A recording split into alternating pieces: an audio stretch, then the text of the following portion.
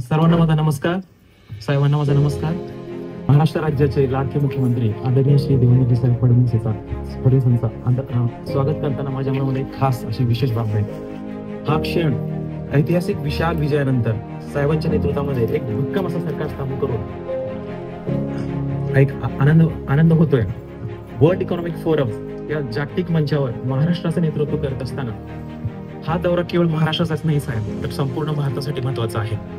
महाराष्ट्रामध्ये गुंतवणूक तर होतीलच, पण महाराष्ट्र राज्य ही $1 ट्रिलियन इकॉनॉमी स्टेट होईल यामध्ये आता कुठली शंका उरलेली नाहीये. साहेबाबद्दल एक शब्द सांगायचा असेल म्हणजे संपूर्ण दृष्टी, आणि त्याच उत्तम उदाहरण म्हणजे आत्ताच आलेला गव्हर्नमेंट ऑफ इंडियाचा स्टार्टअप रिपोर्ट, ज्यामध्ये महाराष्ट्र राज्य हे नंबर ऑफ स्टार्टअप मध्ये अग्रस्थानी तर होतच, परंतु बाय व्हॅल्यू आणि बाय इन्व्हेस्टमेंट हे आता एक नंबरला गेलेलं आहे.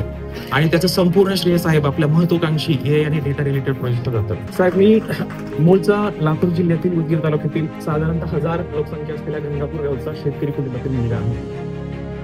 मागच्या 10 वर्षामध्ये माझ्या गावामध्ये एवढ्या योजना झालेल्या की मी एका अभिमानाने सांगू शकतो की माझं गाव एका शहरापेक्षा कमी नाही. जलयुक्त शिवार असो, मागेल त्याला वीज असो, त्याचा मी डायरेक्ट लाभार्थी असेल. आणि म्हणूनच कुठेतरी असं म्हणलं जातं शेतकऱ्यांचा त्रास देणं म्हणजे देवा बघू.